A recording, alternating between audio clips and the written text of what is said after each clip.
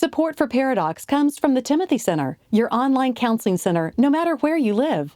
The Timothy Center is a marriage and family counseling facility in Austin, Texas, offering distance consultations for those that live outside the Austin area. If you have questions and you'd like to consult with Jimmy, Josh, or one of their licensed professionals, visit them at timothycenter.com.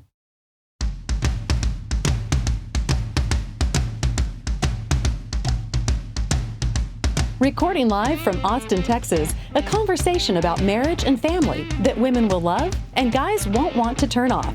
Dr. Jimmy Myers and Dr. Josh Myers are a paradox. Hello, everybody, and welcome to Paradox, coming to you live from the most greatest city in the world, Austin, Texas, where it is barely into May and it is 100 degrees. 100, I said 100. I'm Jimmy, and Josh, say hello to the people. Why did you say 100? What? Why did you say 100? Because that's how hot it is. Whoa! Joshua, you're letting your inner child come out. Josh Jr., what do you feel about boundaries? I don't know. Do you like boundaries? I don't know. Oddly enough, very few of us do. Thank you, Josh Jr., otherwise known as JJ. See you later. I love you. I love you, sweet boy.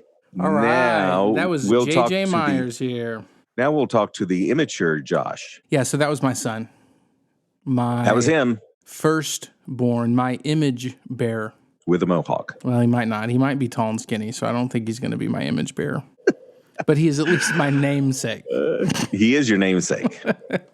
It was a name that you and Mom created. 30. Yes. How old am I? 37 years ago? 38? You're 37. 37. There would be no more James Kyle Myerses. Nope. Your mother saw to that. Just Joshua Michaels. Joshua Michael Myers. All right. So this week we are kind of following up on last week when we talked about codependency. I mean, what it is.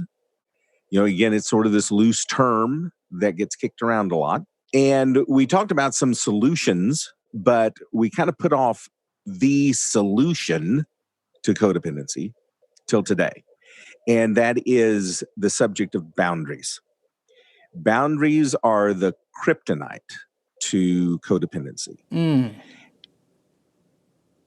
Sorry, preach. Do you have indigestion? No, just, sorry. Yes. Kryptonite. Oh, I thought you passed gas. Okay, so today we're just going to talk nothing but boundaries, what they are, why they should be there. Virtually every couple that we see in therapy, certainly in the sexual addiction area, close to 99% of those couples are codependents. And your codependency is sort of rampant. And maybe you recognized yourself or your spouse or someone you know and love when we were describing codependency last week. So this week, we're talking about boundaries, what they are and why they are. And there's a lot of different examples of boundaries. They can be emotional, they can be physical, they can be sometimes financial and or parental, depending upon... What's an emotional boundary, Josh? It's we've talked about it on the show before. One example is emotional differentiation, and that is having your own emotions and not taking on the emotions of others. And so if I have a good day and I walk into the house and Katie has had a rough day, I don't immediately get upset and just take on the negativity within the home, that I maintain my own positive energy. And that's not to shove anything positive energy into somebody's face. Like I can... And in fact, if I maintain my positivity, it actually allows me to empathize with her more and actually help her in that situation rather than just getting worked up myself. And so there's various different boundaries. And so as we talk, I want you to keep in mind that this might hit home and apply to you in different ways. And the reverse of that's true. Making people feel the same way I feel. Absolutely. You're not allowed to feel something that I'm not. Those would be emotional boundaries. A family without boundaries, a couple without boundaries, you can see it. You can see it in the way they talk to each other. You can see it in the way they interact. You can see it just in their life in general.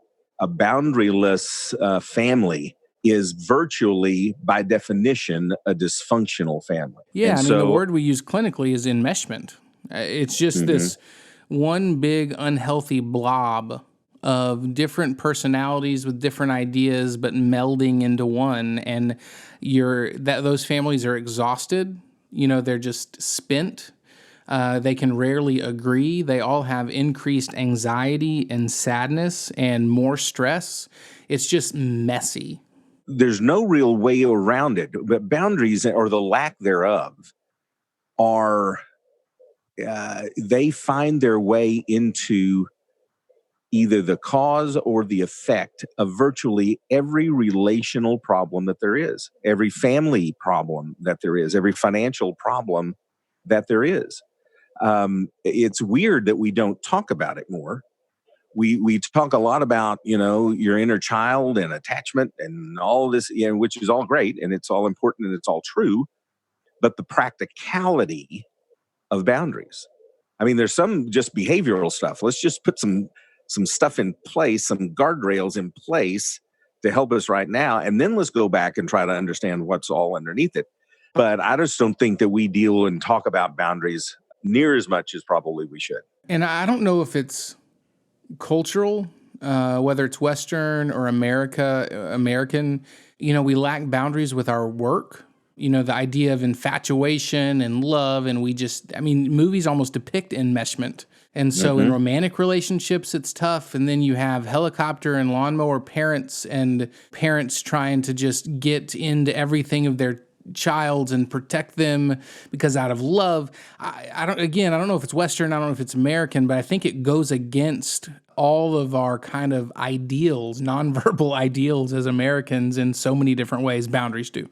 We really don't. We don't like to be constrained. And yet constraint, structure, routine, all those things are vitally important.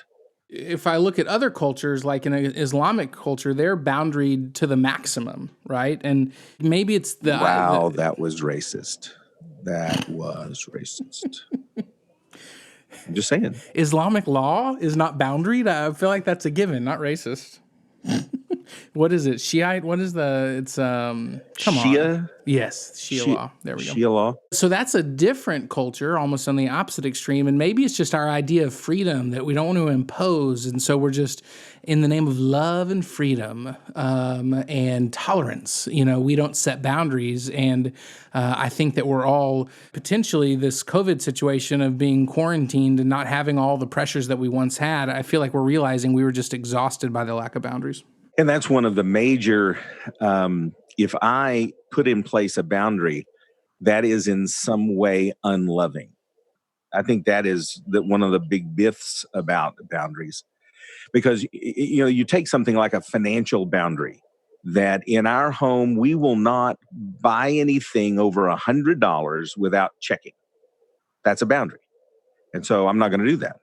And if I see a golf club for $150 and I want it, and I'm sure she wouldn't mind, that's a boundary violation.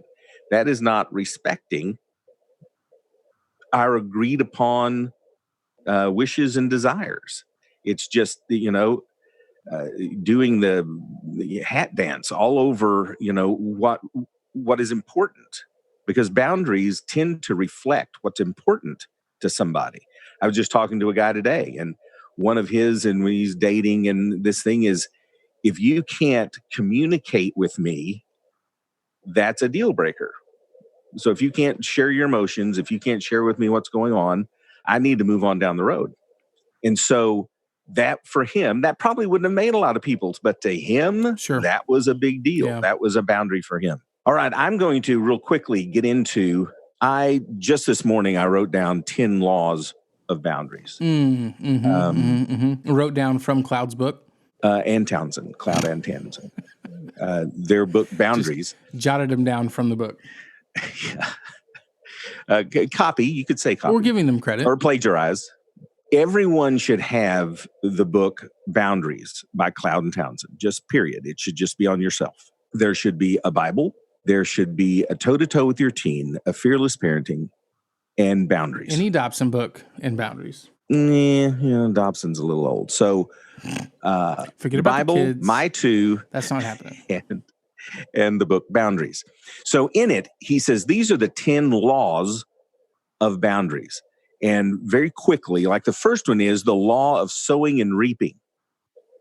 There need to be consequences to behavior.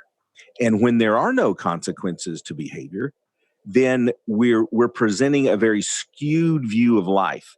If we come around and we just clean up our children's messes and they don't have chores, and every time they need money, we just throw it at them, we're doing them a great disservice. And that is not a boundary. You know, a boundary is if you do something wrong, you need to have the consequence for that. That's how we learn. And in a lot of families and a lot of marriages, we do not reap what we sow. Yeah, because we're protected in the name of love. You know, if you look at the life of Christ, funny enough, he is the most emotionally healthy man or person that's ever walked the earth. Well, he wasn't married. Anybody can be emotionally Or balanced was if you're he? not. Let's go Da Vinci on him. Yeah, I don't even know if that's Da Vinci, but it is. but I mean, there's a ton of examples out there. But if you look at the rich young ruler, you know, he comes to him, how am I follow you and inherit the kingdom of God and love God and love people that I've done. What else you got? And he was like, Jesus said, sell everything and then come follow me. And the rich young ruler turned and walked away. And what boggles my mind, because if it was me, a traditionally emotionally unhealthy person in some ways, maybe in a lot of ways, I would like run after the rich young ruler and be like, wait a second, did I say something wrong here? Like I would have taken offense to him turning and walking away from me, or wanted to make it easier on him. But Jesus let How about him, just 10%? And we're not even talking gross. Jesus let him walk. He let him walk, knowing that full well what was going to befall him. But he let him walk, and that's an emotional boundary that then played into a physical boundary. And so Jesus is the perfect example of a boundaried person. And that is allowing that man to sow what he reaped. Yeah. And in Mark, it says, you know, he looked at him, loved him, and said, go sell everything. So in some way, we keep thinking that, oh, if I draw a line, it's going to make him mad and it's not very loving. I should be supportive. Boundaries are loving. Drawing boundaries around your kids is a loving thing to do. Allowing them to grow up feral is not a loving thing to do. Number 2 is responsibility. You are responsible for you, and I am responsible for me. And the sooner, when we talk children, the sooner they begin assuming some responsibility for themselves, the better. You know, if you're still picking out clothes for a kid that's in junior high, something's wrong. That's why we already let Ruth drive. Exactly. My point. Exactly. And she's in charge of sharpening all the steak knives, which I think is fantastic. No, that's the 2-year-old. Yeah, that's Sam. So, but also, I'm responsible for me and you're responsible for you. That's the whole nagging thing, the whole criticism thing. You know, I got me. I got me. You get you.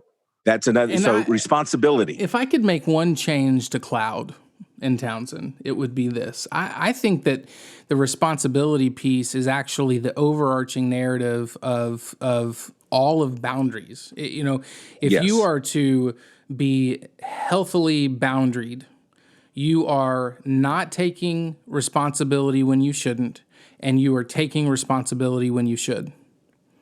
And that then plays into the sowing and the reaping and the other things that we'll get to. Yeah, that's true. In a great, just if one takeaway from all this, it is learning to not take a responsibility when you shouldn't and taking responsibility when you should. That will lead to a boundary lifestyle. The third law is the law of power. You know, we're taught, especially in recovery and others, that, you know, you're powerless to end your addiction. You know, we got to rely on the Holy Spirit. You know, it's not me, it's Christ who lives in me. I am powerless. And yet, yes. However, you do have the power to admit truth. You have the power to submit to God and his word. You have the power to humble yourself. You have the power to turn from evil. So you have a lot of power. All the things that fertilize the soil of change, you have the power to do those very things. And that is what boundaries are. Boundaries are taking a power position, that I'm making a choice and I am reflecting power within myself to enact this change. Number 4 is respect. I love it that we will judge other people's boundaries, that's stupid and I don't agree with that. Again, I'm going to judge your boundaries. I am going to judge your boundaries because I know better what boundaries you should have. Now, we're not talking children and parents here. This is more in a marriage and other relationships. But if we go back to you're responsible for you and I'm responsible for me, I can't choose someone else's boundaries for them. Mm-hmm. Agree, disagree? Oh, well, okay. Okay, I'm not sure it matters much. It's just this is my boundary and that you have to respect that. I respect yours, you respect mine. Number 5 is motivation. And really, this is the law of motivation they talk about. This is really for people pleasers because they don't have any motivation for boundaries because they don't want anybody mad at them. Mm-hmm. They don't want anyone to reject them. And so they just are lily-livered. They're doormats. Lily-livered. This is the submissive that we talked about last week. Yeah, and since I didn't plagiarize mine and didn't just look at a book to get my points for today, this was one of the points I came up with by myself, was risking disappointing people. So, really? Yeah, no big deal. So I Well, would copyrighted. concur. I've already corrected Clowns in Townsend once, but I now will concur with that point. Another one is evaluation. They talk about that, and it's like, well, and it's a little similar because I fear the boundaries are going to hurt somebody's feelings. They're going to make them mad. And this sounds harsh, but it's like, it doesn't matter if it hurts their feelings. It doesn't matter if it makes them mad, because being mad is not harmful, and hurting their feelings is not harmful. There's a difference between hurt feelings and something that is harmful. And so someone else has got to adjust, or just stay mad all the time. You've got to adjust to someone else's boundaries. And that goes back to the respect. It's certainly not harmful, but it those. is difficult. Like me setting a boundary makes me uncomfortable. Like I have to learn to deal with my own anxiety and work through my own anxiety while that other person might be disappointed or upset with me. So yeah, not hurtful, but it is certainly difficult, but it's doable.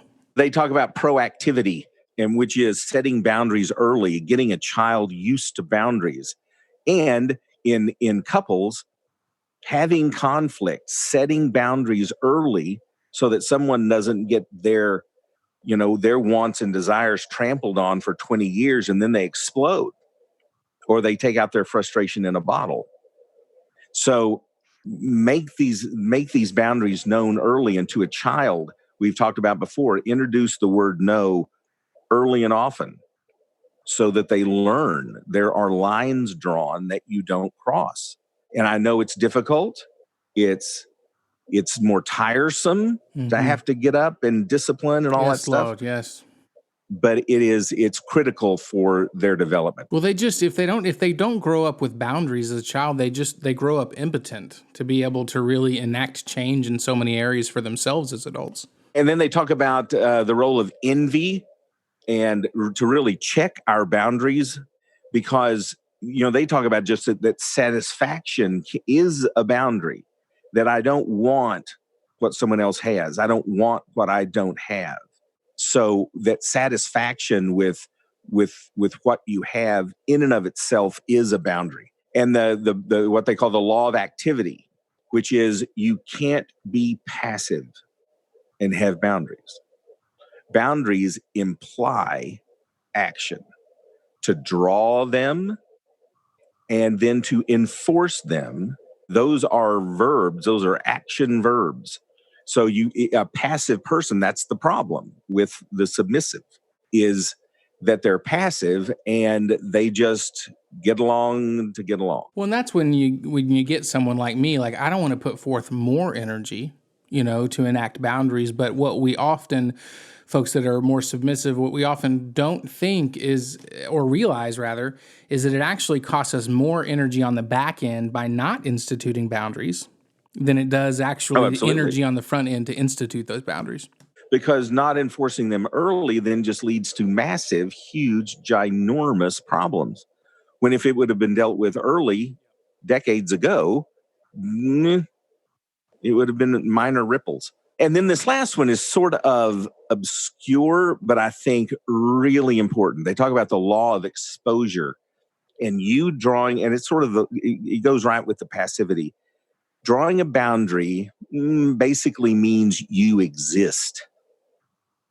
You matter. You're here.